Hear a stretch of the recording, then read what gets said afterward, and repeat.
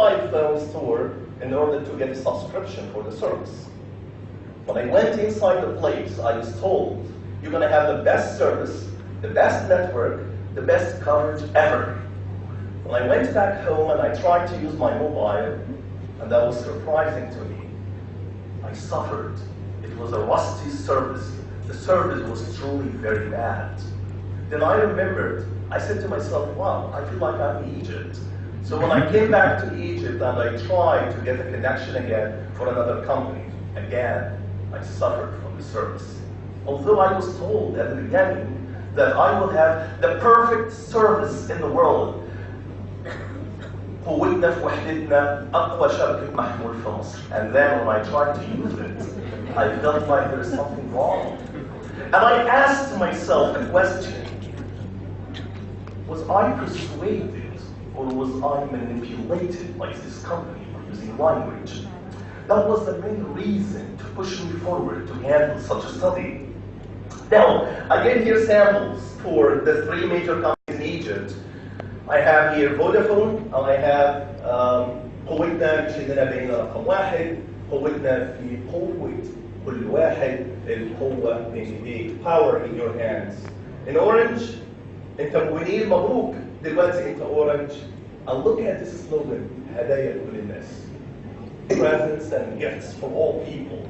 Now the third one, it's صلاة نظام حكاية بينضرب بالمثل. This is taken as a model for all companies. And here we have on the American side, we have three important companies as well. AT&T. Look and think about the words which are used here. Join AT&T family. It's a family. It is a family. Again, join this family. And the second one, Verizon. Look at this. Best deals, the best service, and the best network. All right, let's go ahead here to the third one we have. T-Mobile. Black Friday, say 2016, $50 unlimited text, talk, and data. Wow. Very interesting slogans and words and sentences. Wonderful language that is used here. Well, let's go ahead. I asked myself the first question here. What are the manipulative strategies or the manipulative ways employed in advertising to form a mental model of the audience? And our professor, Professor Shaker, was talking about the semiotic and the cognitive way. Again, I'm going here to think about something else.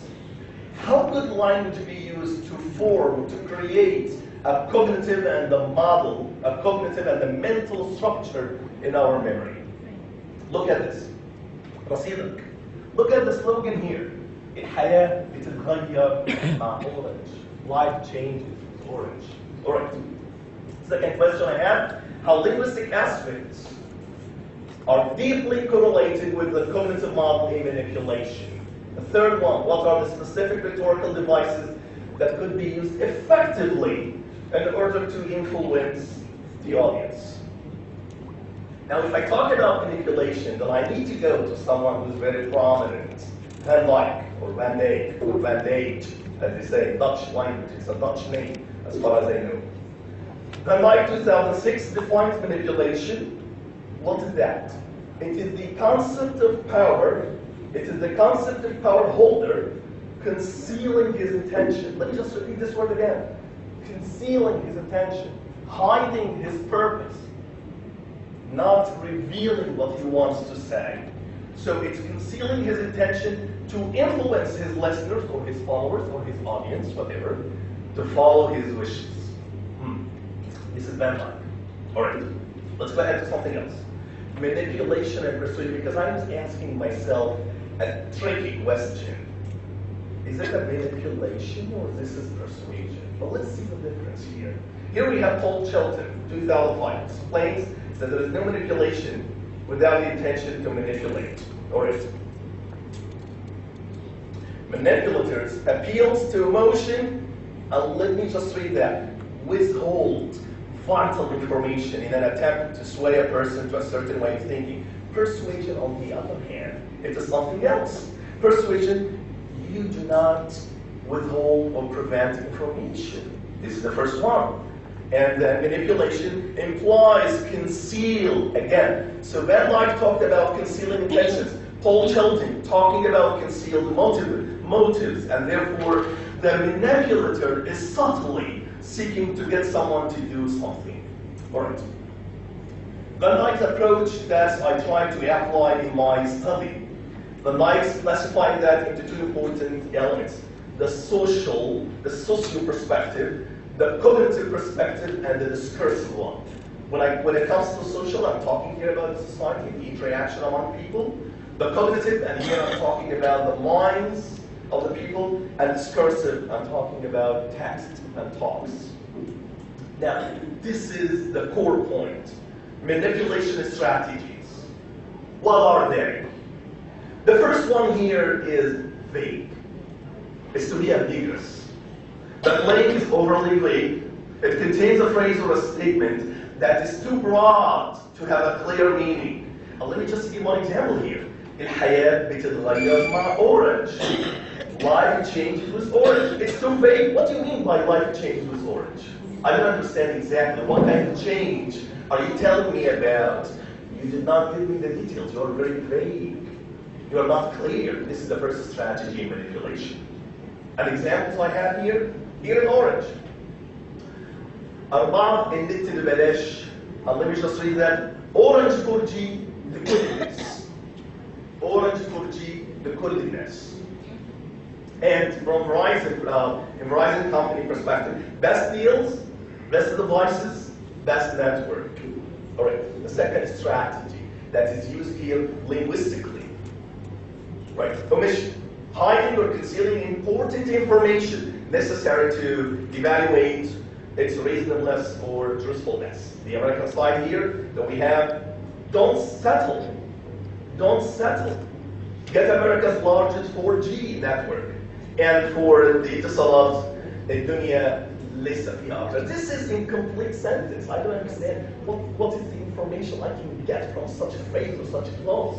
You're just giving me cut short sentences to convince me but I'm sorry, this is not convincing. This is not persuasion. You are doing something else with me in order to convey your message. And the third one, inaccurate claims. Inaccurate claims, the claim inaccurate, sometimes I can say fabrication, but I'm the one to exaggerate that. As for an example for Vodafone, القوة بيدك. Here we have for Orange, and this is currently circulating in our media. I know that if such companies, if such companies know that I'm doing a research like that, they're gonna file a lawsuit against me. I'm sorry, right? اشحن وبضع. اشحن وبضع in Carrefour ببلاش. So if I make a subscription for Orange, then I can go to Carrefour and buy every stuff I have or I need. The American style, look at the American style in the same way. AT&T covers what? 99% for Americans. What about the other companies? All right. On the cognitive level, we have to understand three important elements. Number one, generalization. Number two, repeated messages. Number three, mental model. I'm going to show you a video now.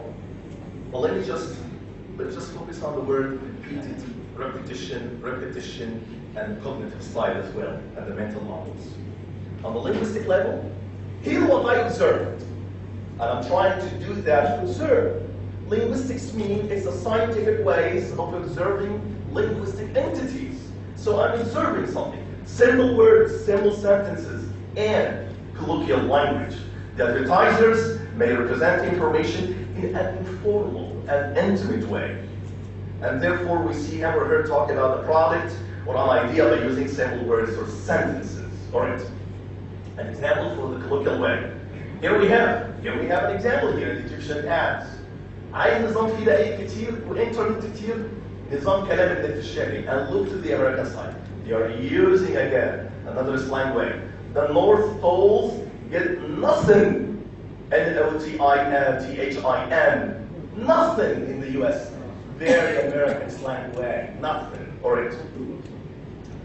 Now, manipulation and rhetorical devices in advertising. Here, I'm just quoting Professor Jeffrey Leach. He talked about that there's a connection sometimes between using rhetoric and manipulation. One of them is parallelism or anaphora, which means repeating The deliberate repetition of the first part of the sentence, like my life is my purpose, my life is my goal, my life is my inspiration. And look here, and whether from and, it says the same way. قوتنا مش إننا بقينا رقم واحد، قوتنا في قوة كل واحد. There is paralleling structures that we have here for it. The second one came before a strategy.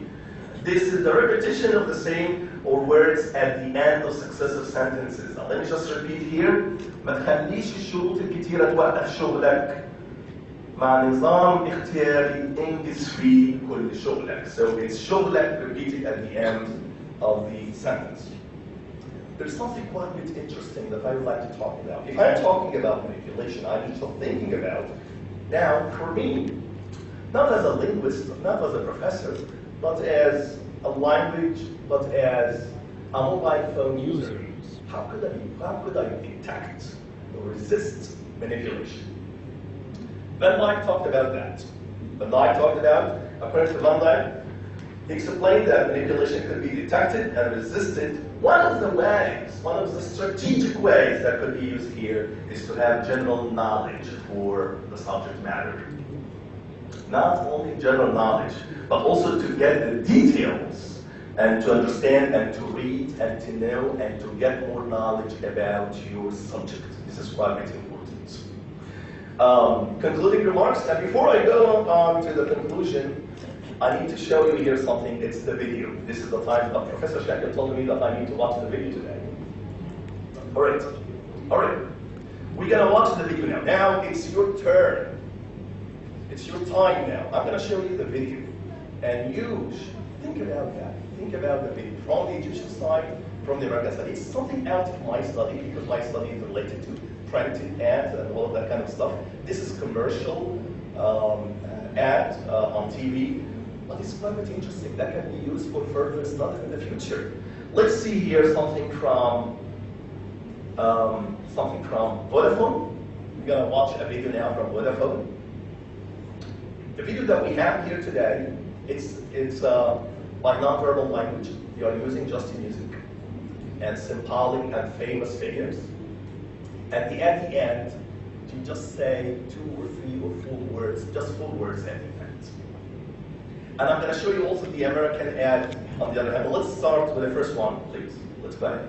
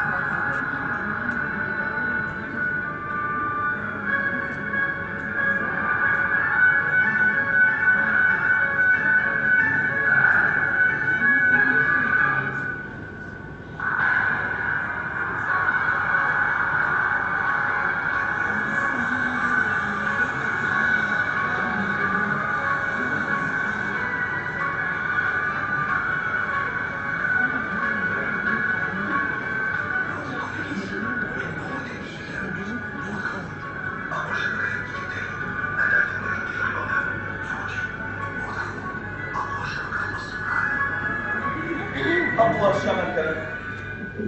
شبكة في مصر في العالم. أقوى شبكة في مصر في العالم. One of the strongest, the most powerful network in Egypt and in the world. Right. Well, this is the Egyptian side. Now let me just show you just 1 minute an ad from the American side.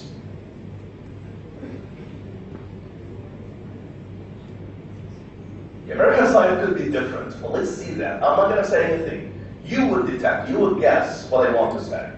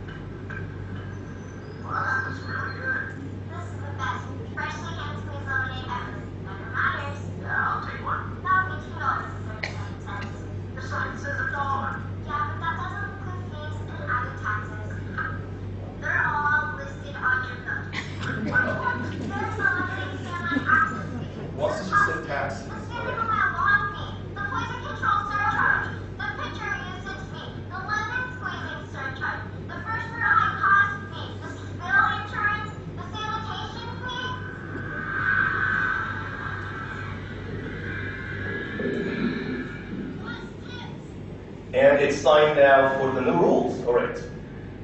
One of the major points that I found here, I figured, when it comes to the American side and the Egyptian side is, and this is my humble observation, we are trying to use, they are using the technique of using emotions, and that could reflect part of our cultural-oriented society. We are more emotional as a society, but look at the American side. They are very pragmatic and very practical, although they are also using manipulative strategies. Let me just go ahead here to the last comment that I have. The concluding remarks. One of the things that I truly observed here when it comes to manipulation in advertising.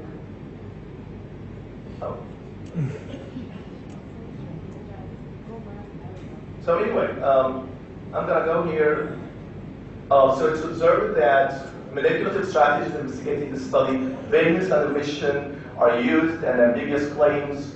I also observed that there is a linguistic feature here, syntactic irregularity, incomplete sentences all the time.